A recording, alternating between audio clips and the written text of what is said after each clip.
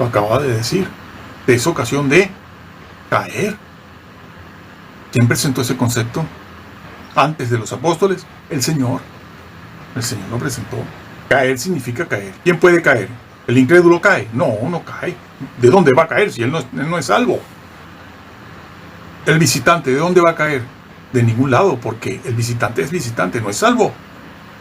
La familia, la esposa, el esposo, el hijo, el nieto, el padre, el papá, la mamá, ¿de dónde cae? De ningún lado, porque no son salvos. Aquí no se está hablando de visitantes. Tanto Pedro como el Señor y el apóstol Pablo, al cual no vamos a citar hoy, están hablándole a creyentes que pueden caer. Tan pueden caer que el Señor le dice, si esto te es ocasión de caer, tu ojo, tu pie te es ocasión de caer, córtalo. ¿Para qué? Para que no seas echado en el infierno. Tú no tienes que ser echado en el infierno. Pero si tú, por tu ojo te es ocasión para pecar, aquí dentro en tu cabecita, se puede caer de un sitio donde no estás. Puede caer porque está todavía en el llamado y la elección. Pero de ahí se puede caer. Lo está diciendo la Biblia. Pero es que lo está diciendo el apóstol. Lo dice Pablo, pero es que lo dijo el Señor. Es que esa es una doctrina bíblica. Quien primero habló de eso, en el Nuevo Testamento, no el primero, pero en el Nuevo Testamento, cuando vamos a estudiar esta doctrina, a buscarla, la encontramos en la boca del Señor. La encontramos en la boca, en los labios del Señor. Te quita esto, quita tus ojos, corta tu mano, es necesario, es mejor que cortes eso, no sea que caigas, sí Señor, que caigas. Esa es una doctrina bíblica, ese vocablo, búsquenlo en Mateo, dicho por el Señor. Y cuando el Señor habla de no caer, inmediatamente dice, para que no seas echado en el infierno. No corten eso. Respeten la gramática, ya que tanto hablan de gramática. Sí. No, vamos a leerlo. Creo, eso está en Mateo 5, donde Jesús presenta el concepto. Los vocablos griegos que se utilizan, los originales en griego, desde los cuales se traduce a nuestros idiomas con el vocablo castellano caer, son diferentes. Hay 2 o 3, pero siempre significan eso, con sus matices, pero significan caer. Ahora bien, es necesario decir que el significado del Mateo 5, como la vez pasada, para ver esa palabra caer que nos ocupa en este momento. Sí, Jesús en el versículo 29 del capítulo 5 dice, por tanto, si tu ojo derecho te es ocasión de caer, sácalo y échalo de ti, pues mejor te es que se pierda uno de tus miembros y no que todo tu cuerpo sea echado. Acaba de decir, te es ocasión de caer. ¿Quién presentó ese concepto? Antes de los apóstoles, el Señor. El Señor lo presentó. Caer significa caer. ¿Quién puede caer? ¿El incrédulo cae? No, no cae. ¿De dónde va a caer si él no es salvo? El visitante, ¿de dónde va a caer? De ningún lado, porque el visitante es visitante, no es salvo. La familia, la esposa, el esposo, el hijo, el nieto, el padre, el papá, la mamá, ¿de dónde cae? De ningún lado, porque no son salvos. Aquí no se está hablando de visitantes. Tanto Pedro como el Señor y el apóstol Pablo, al cual no vamos a citar hoy, están hablándole a creyentes que pueden caer. Tan pueden caer que el Señor les dice, si esto te es ocasión de caer, tu ojo, tu pie te es ocasión de caer, córtalo. ¿Para qué? Para que no seas echado en el infierno. Tú no tienes que ser echado en el infierno. Pero si tú, por tu ojo te es ocasión para pecar, aquí dentro en tu cabecita, vas a caer. Eso no se va a notar. En de los casos no se ve ahora, se verá en el día del juicio. Como aquellos que querían entrar directamente al tribunal de Cristo y a las bodas del Cordero, ¿no? Muy campante por allí para adentro, ¿no? Yo soy evangélico, y el Señor le dijo, alto, alto, alto ahí. Señor, en tu nombre, no entran hacedores sin ley. Señores, lean la Biblia, créanle a la Biblia, créanle a la Biblia, no a sus doctores, ni a sus maestros y a licenciados. Tengo mis títulos, no los voy a volver a escribir. Créanle a la Biblia, tal cual te la encuentras, tal cual. Así que el concepto de caer, ya lo había dicho el Señor, no en una definición, sino en una descripción como la que hace aquí. Y el apóstol Pedro no hace otra cosa más que decir lo mismo. Decir lo mismo. Es que Pedro tiene ese concepto en su mente. ¿Por qué? Porque en Primera de Pedro lo dijo también. Estos son los que caen. Utiliza 3 veces el vocablo caer, traducido a nuestro idioma castellano, caer, pero en el original son 3 vocablos diferentes, pero que se han de traducir por caer, porque el contexto lo exige. ¿Por qué? Porque cuando él dice que estos, que son creyentes, se niegan, llegan a negar doctrinas importantes de la Biblia, caen para condenación de ellos mismos. ¿Y por qué lo dice? Porque no estaban condenados, pero ellos han caído para condenación. Se condenan, señores. Sépase que el infierno está lleno de creyentes y cristianos que nunca quisieron escuchar ni obedecer a quienes tenían que hacerlo. Así que corrijan ustedes mismos a sus doctores, licenciados, bachilleres, pastores, diáconos, sacerdotes. Corríjanlo.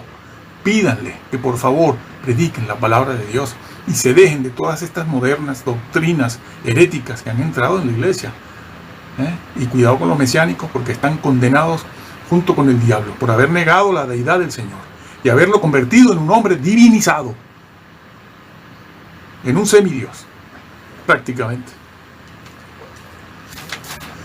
Tan es así que en Primera de Pedro, búsquese, allí se dice, es una cita que hace Pedro, en el capítulo 2, hace una cita en el versículo 8, y dice, bueno, hablando de Jesús, la piedra viva,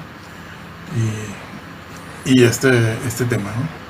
Y llega a decir el apóstol Pedro en el versículo 8, dice, piedra de tropiezo, y roca que hace caer. ¿Cuál es el concepto para ellos de caer? Hace caer a una persona. Esta es una doctrina también que está por toda la Biblia, ¿sí? Por toda. Esto de piedra o roca que hace caer. Ya lo dijo el mismo Señor en otro sitio, ¿no? Pero bueno, nos quedamos aquí. Dice, predica piedra de tropiezo y roca que hace caer, porque tropiezan en la palabra. ¿Cuántos creyentes tropiezan en la palabra? Porque no pueden aceptar la verdad. Siendo desobedientes. Son desobedientes. ¿Por qué? Porque ellos tenían que obedecer. Es posible que hayan estado obedeciendo durante algún tiempo. ¿Por qué? Porque tenían el Espíritu Santo. Como hemos leído en 2 de Pedro capítulo 1. No lo vamos a repetir ahora. Porque tropiezan en la palabra, siendo desobedientes, a lo cual no tenían que ir allí. Pero ellos tropezaron en la palabra de Dios, sin necesidad.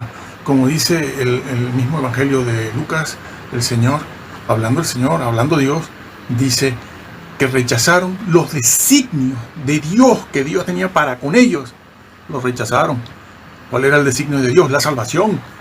Y el Señor se queja. Dice, el designio que yo tenía, que teníamos para ellos, que era la vida eterna, la salvación, la desecharon. Designio. Destino. Pero han entendido mal todo este tema de la destinación y predestinación. Y con una mente muy corta, se quedaron en aquello de, yo soy destinado ya. Señor, el tema de la predestinación no solo es muy antiguo, del siglo I, mucho antes de Cristo, sino que es un tema un poco más complejo que eso. Bueno, es por eso el apóstol Pedro les dice: procurad hacer firme, pues haciendo estas cosas, las que había mencionado él anteriormente, repito, el amor, la fraternidad, el conocimiento, la piedad y todas esos atributos, esas virtudes que están en los versículos 5, 6, 7, si hacen esto, si abundan en esto también, no caeréis jamás. Para que no caigáis de ahí. ¿De dónde? De la salvación. No. Hemos de ser bíblicos. No caer de el llamado y la elección que tienen. Porque a los calvinistas y a estos que van poniendo solo la pieza del puzzle de Juan 3:16, no ponen sino esa. Las demás piezas no las ponen. Porque claro, si ponen esta pieza, el andamio se les cae. La estructura del edificio se les desmorona. Porque lo que está diciendo es que son creyentes. Entonces, pongan las otras piezas. Pónganlas todas, como estamos viendo aquí.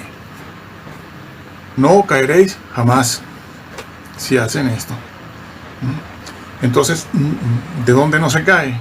No se cae del llamado y la elección. A estos de Juan 3:16, vuelvo con la idea, les gusta decir no caer de la salvación. Pero nunca fueron salvos. Un momento, no está hablando de salvación, ni está diciendo que nunca fueron salvos o que son salvos. Está diciendo que fueron llamados y elegidos, y es de ahí de donde caen. No me lo cambies, no me cambies la fraseología de la Biblia, que es lo que les gusta hacer para poder manipular. Así manipulan. A veces lo hacen conscientemente y otras veces no, lo hacen inconscientemente. No me cambies la frase, ni las palabras, ni los términos. Déjalos como están. Crean a la Biblia tal cual se la encuentran. Bueno, estoy hablando de los vocablos en castellano para saber, ¿no? Supongamos que ya hemos hecho el análisis del idioma griego, es decir, el análisis semántico, que es muy difícil, el campo semántico, saber.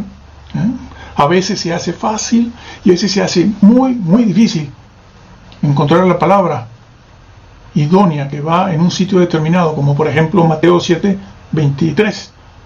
Nunca os conocí, nunca os aprobé. Nunca les aprobé sus cosas que me están diciendo. Nunca les aprobé. Nunca aprobé eso que me están vendiendo ustedes. Nunca les aprobé. Nunca aprobé eso que me están vendiendo ustedes. Es hoja de servicio que profetizaron, que predicaron, que fueron, que hicieron. No lo aprobé. Es que con ese sentido el vocablo ginosko se traduce en romanos también. Lo veremos en otro momento. Bueno, claro, se corresponde. Mateo 7:23 es coherente completamente. Es el fin, el final. Es la enseñanza final del Sermón del Monte. Claro, ha venido hablando de la ley moral. No se dejen llevar por estos señores, ¿sí?, de la Reforma, ni los mesiánicos son iguales. Son iguales. Eliminan la ley de ahí. Incluso el infierno, del cual habla Cristo, incluso cortar, que es la palabra que nos está llevando a este estudio que hoy comenzamos. Perdón. Entonces, Mateo 7:23 dice al final: muchos vendrán a mí, pero yo no los aprobé. Eso que ustedes hacían no era mi voluntad. Y entonces acto seguido pasa a decir, bueno, el que construye su casa sobre la roca, es decir, sobre todo esto que he dicho en el Sermón del Monte, está construyendo sobre la roca su casa, es decir, su propia salvación. Y el que oye estas palabras, porque eso es lo que dice Jesús allí, el que oye estas palabras, ¿cuáles? Todo el mensaje del Sermón del Monte, todo el que oye eso y no le hace caso, ha construido su casa, su salvación y su vida sobre la arena. Lo dice claro, el que oye estas palabras, ¿no? Pero bueno, no es nuestro tema aquí tampoco, pero es un ejemplo de lo que es la semántica. A veces se hace muy difícil. Bueno, regresando aquí al texto, supongamos que ya hemos hecho la traducción palabra por palabra, es lo mejor. Nada de paráfrasis, una traducción dinámica, Porque entonces tú vas a reflejar tu idea, tu concepto previo de ese versículo. Lo acomodas a tu doctrina previa de tu denominación. Claro. No, traducción dinámica, paráfrasis, que hay 3, 4 tipos de traducciones. No. Vocablo por vocablo, palabra por palabra. Entonces vamos a estar seguros de que no estamos introduciendo en el versículo nuestra propia doctrina de nuestra, producto de nuestras ideas, producto personal de lo que a mí me parece, o lo que le parece a mi denominación, la que sea. Entonces vemos esto aquí. Lo podemos hacer un poco más grande, ¿no? ¿Por qué se dice que dejó de alcanzar la gracia de Dios? Porque la tenía. Porque la tenía. Amigo. Nada de temas. Exégesis.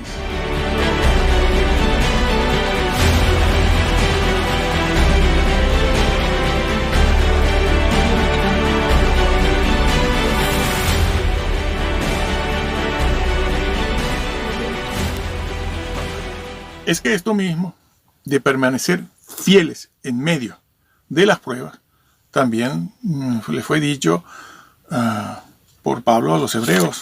En Hebreos, vamos a verlo. Pero es contundente esto aquí. Por cierto, ya que estamos aquí en Hebreos, eso de que la gracia no se puede dejar de alcanzar es falso. Voy a leer Hebreos 12, desde el 15 y 16. Y 17 también. Dice, mirad bien, está escribiendo Pablo, a una iglesia muy perseguida, como vamos a ver también ahora, en un minuto, ahora mismo. Muy perseguida, que sufría cárcel, que sufría de todo. Entonces, a esos les dice lo siguiente. Mirad bien, no sea que alguno deje de alcanzar, lo está diciendo, usa otra vez el vocablo alcanzar. Quizás les ponga yo allí un vídeo solo con los vocablos griegos que se utilizan para alcanzar, para premio, para galardón, pero ya veremos si vale la pena. Mirad bien que ninguno deje de alcanzar ¿qué? Las bendiciones de Dios. No, la gracia de Dios lo dice. La gracia de Dios se puede dejar de alcanzar. Bueno, lo dice, está dicho en el Nuevo Testamento, como un ejemplo para la iglesia. ¿Por qué? Porque ellos podían dejar de alcanzarla. Si ya lo dijo en el capítulo 1, el apóstol Pedro, de manera implícita, cuando dice para que alcancen. ¿Por qué? Porque se puede dejar de alcanzar. Hombre, ¿dónde vemos eso? Eso será el Antiguo Testamento. Bueno, hay un caso del Antiguo Testamento que se trae al Nuevo para que los creyentes lo vean y vean lo que les puede pasar. Eso no está ahí gratis, señores. O sea, que se puede borrar porque no pasa nada. No, hombre, no. No puede ser eso. Está dicho por algo. Y además se explica.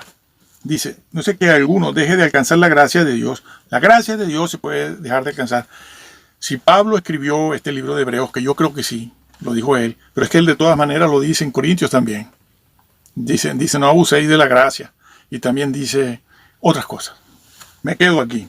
Y dice, algunos deje de alcanzar la gracia de Dios, que brotando alguna raíz de amargura os estorbe, y por ella muchos sean contaminados. No que haya algún fornicario y profano como Esaú, que por una sola comida vendió su primogenitura. Esaú, en Romanos 9, ustedes han visto muchos de ustedes han visto nuestro vídeo de Romanos 9, donde explicamos todo esto. Aquí solo hablo de ello como una referencia de pasada. Muchos utilizan Romanos 9 para decir que Esaú fue condenado, predestinado al infierno, y Jacob fue elegido para salvación, llamado y elegido para salvación. Tremendo error de los calvinistas, porque Esaú no fue condenado. Romanos 9 nos dice que fue predestinado al infierno. No fue predestinado al infierno. Lo que enseña Romanos 9 no es que Esaú fue mandado al infierno, porque el Señor lo predestinó allí al infierno o lo dejó a su libre albedrío y eligió para salvación a Jacob. cuando resulta de que de lo que se está hablando allí es de que el Señor eligió a Jacob para que la línea por donde iba a venir el Salvador, el Mesías, era por Jacob. En ese sentido, a Esaú lo desechó a Esaú en ese sentido. Claro, para nosotros la palabra, el vocablo desechar es muy fuerte, ¿no? Tiene una fuerte carga que nos habla de un desprecio, ¿no? Pero no, entiéndase cómo está dicho allí. El Señor desechó a Esaú, pero no le quitó su primogenitura. Al contrario, fue él el que la vendió. Y al contrario, Dios bendijo muchísimo, como hemos explicado ya en el otro vídeo, a Esaú. Lo bendijo grandemente, ¿eh? Y esas bendiciones creo que perduran hasta el día de hoy. Bueno, y a Jacob lo elige para que a través de él venga el Salvador. Bueno, pero entiéndase que Esaú despreció lo que era por ley divina de él, que era la primogenitura. Si él tenía el derecho, Dios no le está quitando la primogenitura a Jacob, a Esaú, no se la quita, es él el que la vende. Despreció las cosas espirituales.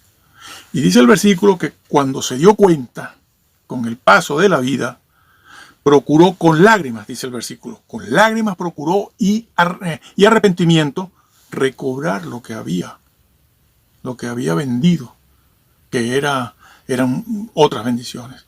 Y la procuró con lágrimas, dice, pero no hubo lugar para el arrepentimiento, para que Dios le perdonara, ¿no? Para ese cambio. Bueno, pero ahí está, se deja de alcanzar la gracia, claro que sí. ¿Por qué se dice que dejó de alcanzar la gracia de Dios? Porque la tenía. Porque la tenía. Amigo. Nada de temas. Exégesis. Y después vendrán los temas. Exégesis. Eso es exégesis. Respete lo que está escrito. No se vaya ahora para hablar al pueblo de Israel. Se sale de aquí para ir a hablar de Israel. O de la mujer cananea. O de las... No, claro. Y no te explica esto. No te lo explica.